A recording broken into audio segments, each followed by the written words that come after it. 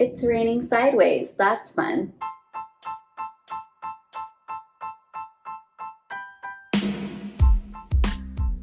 Hello, friends. Welcome back to the Collective Practice Podcast.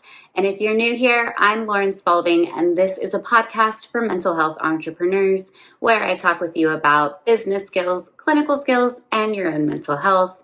There's a lovely thunderstorm brewing behind me right now, so you might hear a little bit of thunder as I speak. But welcome to today's episode where we are going to be talking about scheduling, and I'm going to be sharing the biggest scheduling mistake I made over the summer as I was working on my business planning.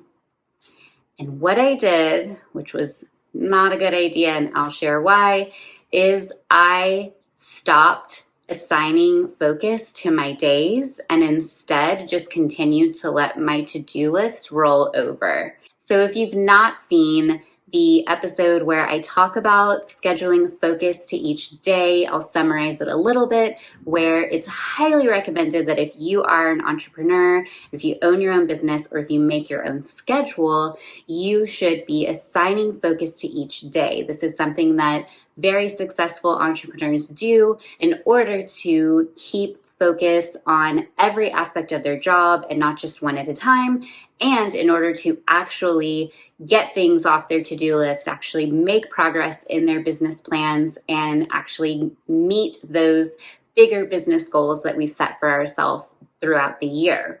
Well, as you may know, over the summer, I wanted to work on starting to get affordable courses out for mental health entrepreneurs, focused more on business and business coaching. And with that, I knew that I really wanted to focus the summer on recording those courses, creating all of the PowerPoints and workbooks and handouts and anything around that, and then also planning out my content for the fall and winter of this year, as I decided to take a pause on the podcast over the summer and really wanted to use that time to get as much content created ahead of time as I could. So those were two really big goals that I set for myself for the summer. And what ended up happening was I was focused way too much on those two goals. I was hyper focused on them, and I ended up losing a lot of work time, piling up things that were being neglected, and then creating a to-do list that felt insurmountable, felt impossible, and led to me falling behind, led to me fully burning out and actually just losing energy. I physically felt so tired and so overwhelmed because my weeks were not balanced at all. So in the past, I had assigned days as content creation days, CEO level task days, administrative task days, and clinical days. And then I did my best to assign one day of the week off to focus on catching up on my week, or focus on catching up on rest or time for myself. And it really varied depending on what my calendar was looking like, if that extra day was a free day or was kind of a carryover day for tasks that weren't complete throughout the week. And that worked so well for me for most of the year. When I implemented this at the beginning of 2021, I just found myself being more focused during times between clients. I found myself being a lot more focused throughout the day on what I wanted to get done. And I wasn't getting as sidetracked by tasks that were popping up or by seeing a voicemail or an email that needed a response. I had a plan for when all tasks were going to be addressed. So my time was very focused and I was getting things off of my to-do list a lot easier. And I felt a lot more productive. And that was being reflected in my to-do list, having things crossed off. That wasn't just a sense of being productive, but it was true that I was actually being a lot more productive when I had one day focused on one thing and the next day focused on another. Now, when I got into the spring, I noticed that my current calendar wasn't working. I needed to kind of switch around my days and figure out what worked best for my calendar to get things done. So I decided to move those focus to other days during the week and switch them around and see what felt right for me. And I spent probably a month or two experimenting with doing admin stuff on a different day or doing clinical stuff on a different day. And I found something that felt like a good balance at the time. And I'm not saying that you shouldn't mess with your assigned days, but I am curious for myself if starting to move around the routine before the year was over made a difference to me, because my brain naturally works in years. As far as business is concerned, I tend to see January 1 as the fresh start to the business year. That's Q1 in terms of like fiscal business jargon. And I've always kind of seen that as like fresh start, new year, new goals, new focus for the year. And then I see those goals deadline being December 31st. And so I think trying to change things partway through the year might have messed with my overall focus a bit. And then setting these pretty big goals and having them intersect at the same time, I think led to me immediately feeling overwhelmed and immediately feeling way too hyper-focused and losing that sense of balance that I had. Initially, I will admit, I did not have great self-awareness around what the root of the problem was, because I was feeling so overwhelmed. I was finding immediate blame rather than really taking the time to self-reflect. And I kept thinking it's because my calendar is so full, or it's because I'm having to work around childcare and I can't work as much when my kiddo's home. And I just was, taking it day by day and being like, well, here's the reason why I didn't get things done today. But when I actually burnt out, my mind and body were kind of forcing me to self-reflect, because I felt like I had no energy to do anything other than see my clients. And I had to sit and figure this out, because obviously my body was telling me this is not sustainable. You are so worn out and it's not okay. And so when I took a moment to just pause and self-reflect, I realized how much time was wasted being hyper-focused on only two goals, and how much over functioning I was doing around these goals, because I was getting in an anxious space in trying to goal set and trying to make things happen. And I was out of healthy motivation or a healthy excitement. It was now full on anxiety.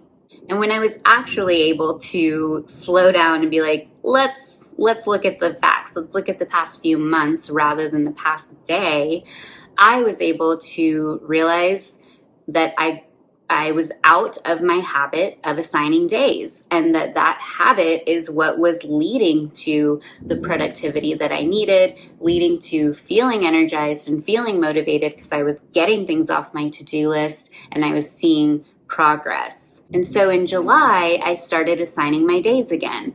And I did, again, move the days around, which I'm not saying you shouldn't do. I actually think this was beneficial to me when I was reflecting on what do I need for the rest of the year.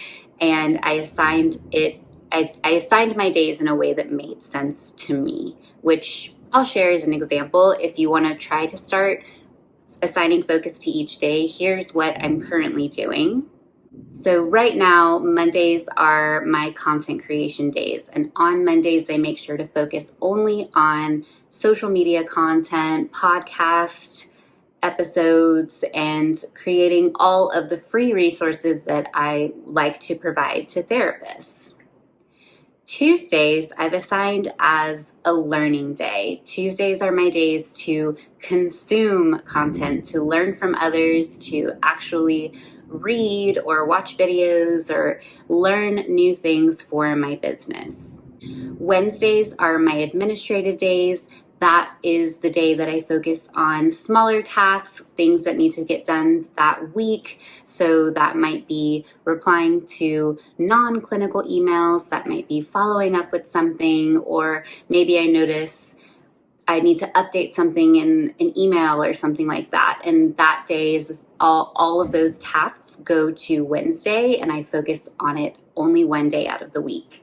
Thursdays are now my clinical days where I focus on note-taking. I also focus on replying to non-urgent emails from clients and returning voicemails or emails from potential clients. And because my calendar is full right now, I do feel comfortable only doing that one day out of the week rather than making sure I reply in a super timely manner, because my reply is going to be that my calendar's full, here's some referrals, and sending that person on their way.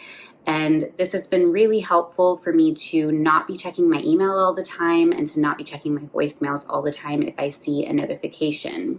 And then I assign Fridays as my CEO day, my big picture day. So that's the day where I'm creating the paid and affordable content that I'm going to be putting out there. That's the day where I'm focused on bigger goals and bigger things for my business and overall business planning as well. And I found that I really needed that day to be a day where I wasn't seeing clinical clients and I could be in a completely different mindset and not feel like I'm having to jump between two different roles within my practice. And this is what's been working for me so far, and maybe you want to try this out as you start out trying to assign focus to your days, or maybe you recognize no, you want to switch something around because that feels better to you. But the point of this video is that if you are not assigning focus to your days, even if you have huge goals that you want to achieve, or you're in a really big transition period for your business, you are likely losing time, wasting time by being hyper focused on a goal. You're likely over functioning and overworking in one area of your job rather than seeing the full picture every week. And by that I mean, as a private practice owner, you are the CEO, you are somewhat the accountant. Of course, we can outsource that, but we're also needing to have focus on that daily, if not weekly. And you are the therapist, you are the point of contact. I mean, you are doing everything for your business. And so you really need to make sure that you are touching each point of your business every single week, and you're not losing track of one aspect of your business because you're so focused on another aspect of it. The more balance that we feel, the more in self-leadership we can feel, the more calm we can feel about business decisions, and the more our body doesn't feel so reactive, or our mind doesn't feel so reactive, which can often lead to those negative symptoms of burnout, anxiety, depression, just feeling overwhelmed. And so I encourage you to learn from my mistake. And if you have not practiced assigning days yet, do it. If you've tried and you're like, but it's really hard and it's just a habit I can't form, I encourage you to continue to do it. Recognize that it's a new habit and new habits take time to form, and that's okay. And if you fall off track for a little bit, make sure you pick it back up. Even if you're not consistent with this, if you can just try it for a larger part of your year, if it's not the whole year, you still are going to see productivity. Even though I feel like I lost, a month and a half by being overwhelmed and anxiety ridden, I still have gotten things off my to-do list. I still was able to gain the self-awareness I needed to reconnect with my natural motivation, with my self-led entrepreneurial mind, and get out of that reactive state quicker than if I would not have taken that time to recognize that this habit is needed and that I need the benefits of assigning days.